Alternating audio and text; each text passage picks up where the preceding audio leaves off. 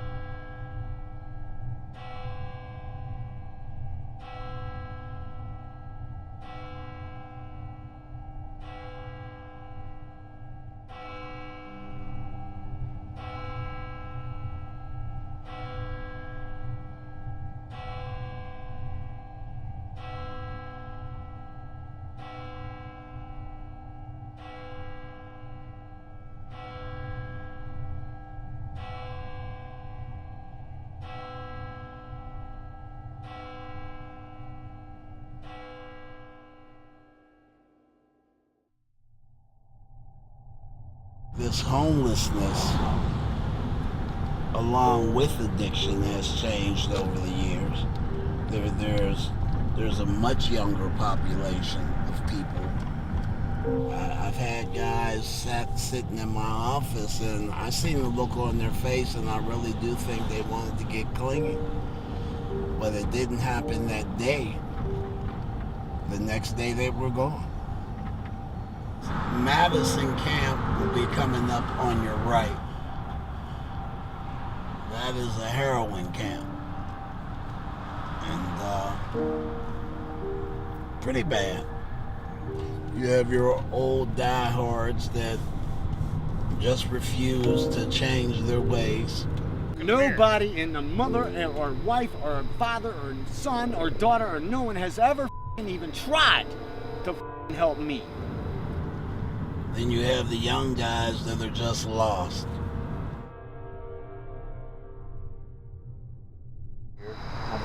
Yeah, I actually had an apartment and a job, but I messed it up. I got back on drugs. I didn't do a lot of heroin until I came up here. I tried heroin for the first time when I first got up here. So, I just think about my mom. I'm all the way up here, away from my family. And that's the last thing she needs to identify one of her kids. You know what I mean? In a body bag. Oh. How long have you been in homeless? 9 years. 9 years. May I ask what kind of drugs you do? Marijuana, alcohol, heroin. I have a lot of success on the north side because that was me. I was born and raised here on the north side. I grew up in a house with my mother, my father, and my sister. They had high hopes for me. I was an athlete. Somehow, some way, I just fell into the wrong path. I would get home weekends, and then it went to 4 days a week, and then 5 days a week, and by then I had to have it to function. The stuff I was doing out on the street, people don't live through that stuff. And I really think I was trying to kill myself. I had to change my way of thinking. I had to change the way I do things and extend a helping hand to those that need to get back up.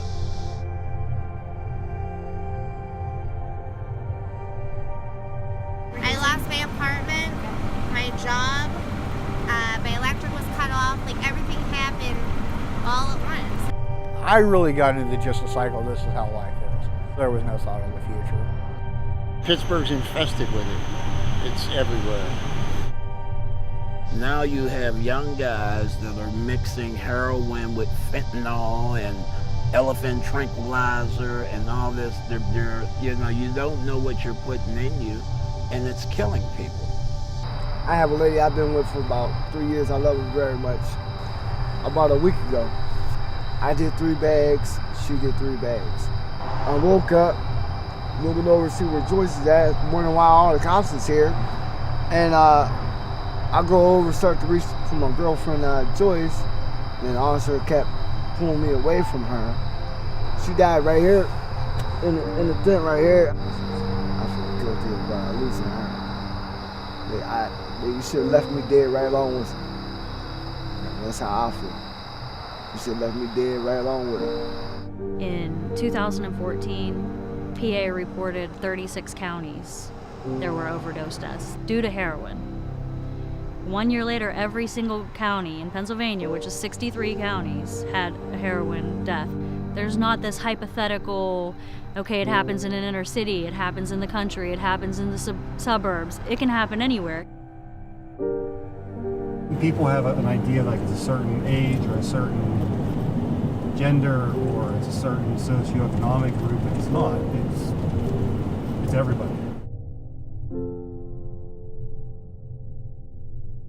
Angela was always just very unique. We grew up in a very tight-knit family. We were all very loved. She got married and she has 2 children. Probably about 3 years ago, she started to have lots of different health issues. She started presenting autoimmune issues, and so she was put on prescription drugs for her pain. There were a few things that we started to notice that were sort of not really making a lot of sense. When we would be around her, she would be very up and then very down, nodding off, eyes in the back of her head. She wasn't suddenly able to pay some of her bills.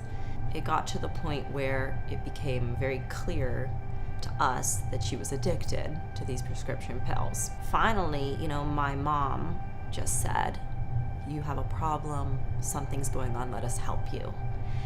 While she was in rehab, she met someone that she ended up having a relationship with. At one point, no longer could she get her prescription pills. And so the guy that she had been seeing, he came home and said, "I couldn't get the prescription pills, but I got something better." And that's when she used for the first time. She'd never tried heroin in her life. She tried it one time and she was hooked. There were so many people in our family that thought she was going to be okay. And it got to the point where I had to just say, she's never gonna stop. And I feel like I needed to mentally prepare myself for that reality. It's hard for people to understand that there's no way in heck with myself. Being clean 4.5 years and making a decision to use drugs again. And that's the concept of people using against their will. It is powerful, it's cunning. I was getting ready for youth group. I'm in charge of a youth group in Connellsville. And I'm in my kitchen and my stepdad shows up.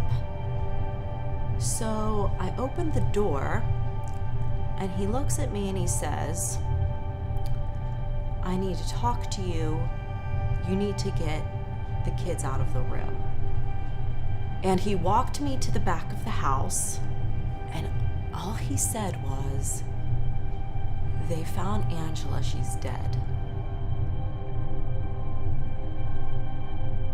I will tell you, I was very calm because I thought, she can't use again and she can't hurt herself again. I felt as though it was like a prison in her mind that she couldn't get out of, and she hated herself so much, and now she didn't have to hate herself anymore. She didn't have to hate herself for what she did to all of us or to her kids, and that she was at peace. This really is a disease. She didn't choose this. She might have chosen to use that first time, but after that, she wasn't in her control. This is a culturally driven disease that is creating a ripple effect of crime, economic depression, socioeconomic despair. This is an epidemic. there's a struggle. It's huge. It's a big fight. And I feel like at this point, I don't know who's winning the war, but the drugs seem like they're multiplying. It truly is a family disease. Even though one person uses, the entire family is affected. And it's painful. And no one should ever have to tell their loved one that they're not ever gonna see their mom again. If we don't come together and attack this disease together, it's going to consume us, okay? And I'm scared of what this world will come to.